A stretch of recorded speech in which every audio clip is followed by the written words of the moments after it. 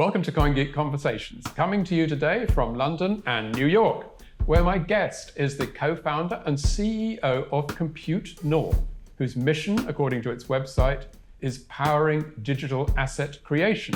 So welcome, Dave Perrill. Charles, thanks for having me. Glad to be here.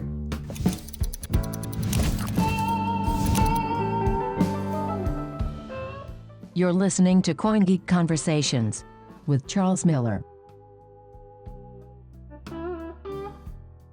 Tell me a little bit about Compute North. What is your business? Yeah, we focus on what we call tier zero computing. In essence, we build, develop, and operate large-scale infrastructure for non-mission critical, highly computationally intensive applications, which are things like miners. So cryptocurrency miners, folks that are looking to really scale up their operations, we're the backside that helps build up those sites and make them operate very effectively and efficiently. Would it be fair to say that I'm thinking of the parallel in the gold rush days where it was the people who made the shovels who were always said to make the money? Are you in the shovel business? We've had that analogy more than once of kind of the Levi's conversation. And yeah, yes, indeed. I mean, that's certainly an element that we see. I think we do see a greater trend in that we think, what's going on in Bitcoin, what's going on with proof of work, being one of the first applications that we think is driving of what we call this tier zero mentality. And that today's data centers, while they're fantastic and they're amazing and they work great, they're simply overbuilt for a lot of applications that don't need that level of redundancy and that level of what's called uptimes in the data center circles. So we think cryptocurrency can really lead the way to provide other things like machine learning, graphic rendering, HPC, things that don't need to be there in near real time, like e-commerce or Zoom, for example. Right. It's interesting that you see it as an advantage that you're in the non-mission critical part of this business. I mean, there are opportunities in not having to provide backups in the kind of way that those mission critical applications would require, I suppose. Yeah, it opens up a lot of really interesting dialogues on the energy stand front. And if you know mining, mining is really the source of the energy, the economics of the energy are really crucial to how you operate and candidly how you ultimately make money doing what you do. And if you think about our loads, the way that we look at it, are very different from a traditional data center operator in really four key ways. The first is that they're extremely large. The second is that they can be located almost near anywhere, which is a huge advantage to take advantage of, stranded power assets, substations, areas where other people couldn't reach or there might not be transmission. The load factor is really high, meaning that it doesn't go up and down and doesn't change much. And then last but not least, it's interruptible and you can be curtailed. And that is a huge option and a huge value to the energy construct, to energy providers, to grid operators. And so being able to position in such a way really opens up some really intriguing opportunities. And again, I think this is leading the way for a lot of these other applications. So when you say it can be interrupted, do you mean that when the sun's not shining or the wind's not blowing or something, it doesn't matter too much so that you can take advantage of energy provision that wouldn't be suitable for other customers? Yeah, it could be in a circumstance where you do global workload migrations, right? Where in essence, I'll use the United States for example. Texas is a difficult and expensive place to run in the summer months. On the flip side, in the northern plains like North Dakota are very very cheap and cost effective. In the winter months, that reverses. It's a lot of people are running their heaters in the northern plains. It's a very the grid is really maximized. Texas is a very cost-effective market at that point in time. So that would be like an example of being able to do it at scale across months. But there's also grid operations where there might be an emergency event. They might lose one of the plants might go down. There might be some sort of grid operations, and being able to interrupt and stop that load at a moment's notice and either pick it up hours or days later and continue that workload or migrate it to another facility, we think are really the way that this goes. So are you, I don't really know much about this sector, but I imagine with something like Amazon Web Services, if I'm a customer of Amazon Web Services, I take no interest in where the data center is that is providing the service that I'm buying. Is that like your business, where I will just come to you and say, I want to be able to do this, and then you will handle that for me? Or is it that I buy the equipment in a particular place and then you set it up, but I own the equipment or rent the equipment in that particular place and set up my business there? Yeah, the bulk of our business model today is the colocation model. So in essence, it's the customer's gear, the customer's equipment. We build out all the infrastructure, everything needed to run it, but it's their underlying gear and they run it. In AWS, for example, it's much more of as a service, right? Amazon provides all the computers, provides all the infrastructure. Everything is really included within that. I do see our business model progressing to that in certain circumstances. Mining to date, though, the hardware is still at its infancy, the supply chain still at its infancy. A lot of these, our customers have different unique purchase arrangements, and sometimes that can be kind of a key part of their defensible position or competitive advantage. And so I don't see that's going to be changing overnight, but I do think it will shift over time. I think one thing to point out, Charles, the big difference between the AWSs of the world and what we do is that those data centers, well, not only are they built to be very high uptime, they also want to be very close to their end user. So for example, like in a situation like a Netflix, for example, there's a lot of latency type of issues that they need to be concerned about. And obviously uptime is also key and core to that. So they're very much limited, geographically where they can locate and where they can ultimately sit. Now, fiber accessibility, those kind of things. Candidly, our world is completely different. Most of our customers don't care where this compute happens. They care about the economics and they care about overall availability and uptime, but it's not to the same threshold as traditional data centers. Now, we're talking with you at the CoinGeek Conference in New York, which is obviously very much oriented towards Bitcoin SV. What is your interest in Bitcoin SV? Is it just one of many, well, we don't even call it a cryptocurrency, but many players in this sector that you deal with? Or do you see something unique about Bitcoin SV that is interesting to you? Yeah, Bitcoin SV, like, a lot of the other just overall innovation going on in the market is fantastic. From my standpoint, my parallel is, my first business was an internet service provider, started in the mid 90s. And so I grew up kind of through the dotcom. I saw, the internet as a platform really mature, and just the magnitude of adoption, the magnitude of innovation that occurred on it. And I just feel like we are so in the early innings here in blockchain and crypto and distributed, proof of work and all these types of approaches. As we look at it, I do think that as far as like consensus algorithms, I think proof of work is the only one that's got 13 years of track record and it's got history. And to me, it's a standard. And my lessons learned on standards is something's got to be over 10 times better before it can start to displace that, just due to the network effects.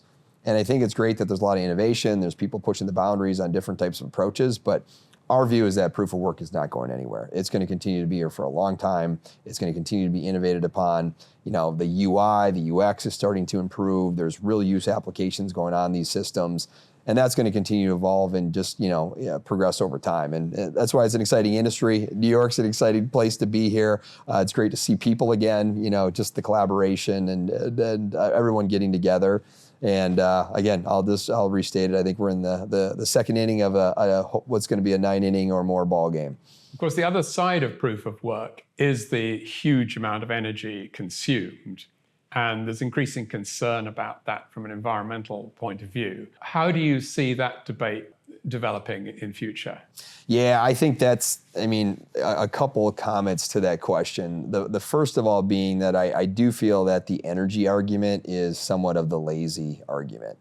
And what I mean by that is a lot of the folks that I've had contacts with or discussions with in the past that have, first thing they do is attack the energy usage of Bitcoin or any of these, proof of work consensus networks.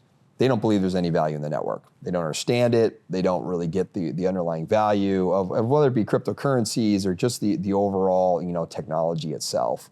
Those that get it, understand that there's a value to the energy. I could use the same thing for, the analogy to me would be Facebook. I think Facebook is very destructive. I don't think it's good for overall society. I think it creates a lot of problems. It also uses a lot of energy, but it's for markets to decide that, not anything for policymakers. And I think, Bitcoin and this entire ecosystem will follow that path. The other piece of this, though, is that the network by itself, people are really, especially miners, are incentivized to go to the lowest cost energy. If you look at this, the end of the day, all these networks are intended to be fungible. It's a global competitive network. It's again, done at a global scale. And so driving to that lowest cost is really, really important to ride not just the highs, but the lows. And obviously these prices will over time converge. Renewable energy is also the most cost effective.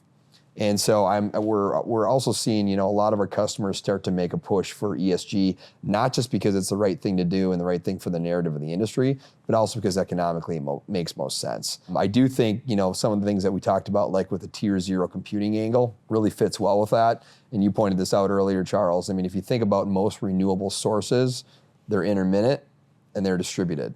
Well, what does that sound like with tier 0 computing? Same kind of deal, right? Lots of locations distributed, very much amongst wherever the power sources might be, and they're intermittent in that they can turn on and off. And so I think matching these two is going to become more and more of the future. I do think baseload isn't going anywhere. I think nuclear is going to be a part of the equation, but we're going to continue to see this I think continued push on the green angle. I think that's good for everyone. It's interesting that within the BSV community, there's some agreement with the critics from the environmental movement, because they would say that if your cryptocurrency, i.e. BTC, is purely there as a speculative asset, that really is a waste of energy. If people are just spending energy hoping that the value of their Bitcoin is going to go up, whereas there's a distinction with BSV where there are all sorts of new businesses and new applications all in different industries, which actually will justify the energy and possibly even replace energy that is being used elsewhere. So it's not a simple defense of the entire sector necessarily by people who are building on BSV. Yeah, it's a fair point. I think the counter argument to that is that people would say it's not speculative, it's a store of value, right? And they're using it as such. And anyone that's tried to do international transactions and try to do it cost effectively can learn very quickly some of the value that underlies that. And I think a lot of the genius in the overall system is not just the technology, but is really the alignment of incentives to maintain it and keep trust. And I mean, that's some of the things that I just think is so fascinating to see it play out, like the understanding of not just some of the complex text, the mathematics, but understanding what makes people tick, what makes people work, what makes markets work, and just how it's continued to grow and scale. And so, like anything, version 1's never perfect. And I think, again, the innovation and the progress that we're seeing on a lot of fronts is really exciting. Just going back to your experience with your ISP, back in, I guess that would be the mid-90s, would it? Yeah. Dotcom boom days where everyone you met had an idea for a website that was going to make them a millionaire. We were a little ahead of it, so we were more the on-ramp, and then the boom and the bust came too. So it was It was some crazy times. But mixing with the entrepreneurs at the CoinGeek Conference where you are, do you find some echoes of those days where there's so many people there who have got ideas that are going to be great BSV businesses that will use the blockchain in a way that nobody's ever thought of? Does it bring back those days to you somewhat? Yeah, I mean, I think the thing that people do seem to be focused on some monetization. Some of the things that we saw in the dotcom, just the valuations could be, I mean, there was people that were based on like clicks. There was like visitor metrics. I mean, just things that really had a complete, I guess it was a proxy for revenue, but it really wasn't, right? And standing back in that, like it was just silly. Yeah, I mean, like anything, a lot of the ideas aren't going to get fruition. They're going to fail. Some people aren't going to be able to see it through. Like anything, there's probably 50 people with the idea. There's only one person that actually spends the time, money, effort to sit down and actually execute it. And that's really, kind of the difference that I see. Do you have the grit to really go through both those highs and those lows, which is any entrepreneur's journey that's done it. So, but again, I'll reiterate, it's always fun to see. There's a few eye squirming moments where you're kind of like, is that really going to work? Does it make sense? And asking some questions, but it's just great to see the energy behind it. Yeah, I mean, the justification back in the dot-com days for those high valuations was this idea of the land grab, that the internet was some new territory, just like populating the west of the United States almost, that if you could get there first, you would be set up for life and for the future of your company. And for some businesses like Amazon, for instance, that actually turned out to be okay. And the venture capital that was put into the businesses that succeeded would say that argument actually made sense. And I don't think we haven't quite got to the stage in the BSV world of entrepreneurship where people are throwing money at entrepreneurs with the idea of the land grab because we've got to get there first. But maybe we'll get to that. Yeah, when I say it's 94, I mean, it was pre-dotcom. And, going back to the 94 days, like email addresses were kind of esoteric. It was kind of a unique thing. Really you had to understand and explain a lot about what the internet was, why it had value. A lot of people would kind of question, like, what's the use and what are we going to do with that? It was hard to use. Anyone that, downloaded, Mosaic or Netscape back in the day and tried to configure a PPP and a slip dial-up and heard that crazy screechy modem noise, has been through it. And that's kind of where we're at. It was, a couple years later when kind of the mainstream came in. Now, certainly the mainstream media, and the coverage and some of the institutional level investment and that we've seen in the last 12 to 18 months is great for the industry. I think when I got into this in, 2017, the big question always was, what's the risk of this going away? What's the risk of it going to zero, being deregulated? This just being an industry that nobody wants to see go forward. And I thought it was real. I mean, that was something that I really needed to get my head around. I think in the last 4 years, that's been just almost completely de-risked, just due to the network effects and the momentum, and carrying that forward. So it's going to be really fun to see the next 3 to 5 years. Like anything, there's going to be some big winners and there's going to be some heartache. The Darwinism also plays out in these types of markets, but I think that's a good thing long term because the strong will survive. They'll create some great products and help society along the way. Do you think that we'll end up with a world in which blockchain is something that is buried deep in the technology and doesn't really impact people in their daily lives?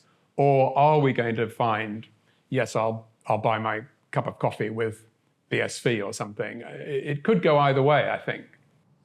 Yeah, I mean, to me, technology is at its best when you don't think about it.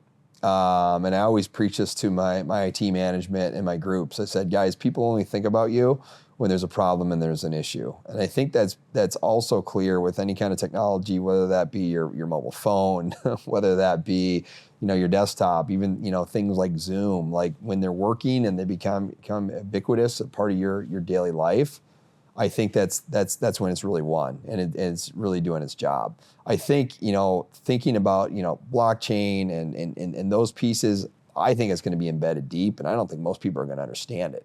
What they're going to know is they're going to have an immutable ledger, right? They're going to know that these records are correct, that the transactions are auditable, that things just simply work. But like the actual complexities behind the scenes of how this happens, I don't think that should be a part of the public dynamic, and frankly, I don't think they care. I think what they care about is the benefits and what blockchain and what these technologies bring them. Maybe it's ownership of data, like they can opt in, they can opt out, and they can control and move that. But like the underlying pinnings or the underpinnings of how that actually comes together, I think that will be buried, and I think that's a good thing. Great. It's great that you've spent 3 days in New York at the conference, listening to everything that's going on. What will come out of it from your point of view? Will it change your ideas about how your company is going to develop at all, do you think? I mean, what's been great to see in New York is, again, just the level of excitement around just other ecosystems. Again, we have customers that are doing all different types of proofs of work consensus algorithms. So, the primary, BTC, SV, we Litecoin, Ethereum, and, so we're at all these conferences, at all these shows.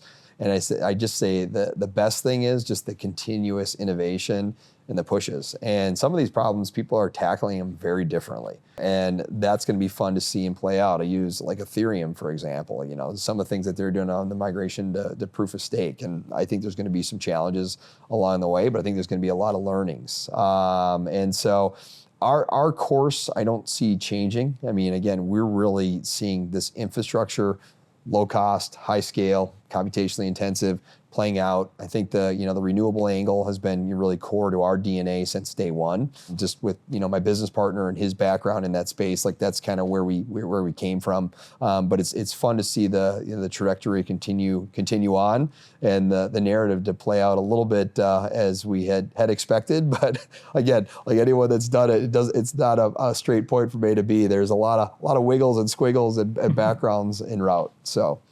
Well, finally, when you get home and your friends or your colleagues say, well, you've just been to this BSV event with all those BSV types, what's different about them? How would you characterize the atmosphere and the people you've met here as different in any way from the other crowds?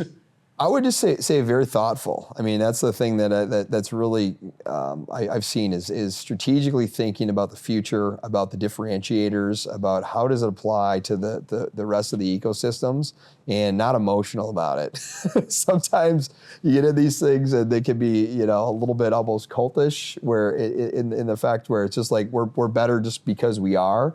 My dialogues have been that what I've seen is just very well thought out, very articulate in terms of the arguments and the reason why, and I think there's some really great points. And I think it's good to have multiple areas for innovation, and I don't think it's a winner take all across here at all. I think there's going to be a lot of technologies that are going to play out, and I think there'll be different use cases, and I think we'll continue to see that in the coming years. Well, that's brilliant, Dave. Thank you so much, and really good luck with Compute North in the future, and hope there's a lot of BSV business coming in your direction. We hope so as well. Charles, thanks for having us, or thanks for having me. We appreciate it. Yep, bye. Thank you very much indeed. Bye now.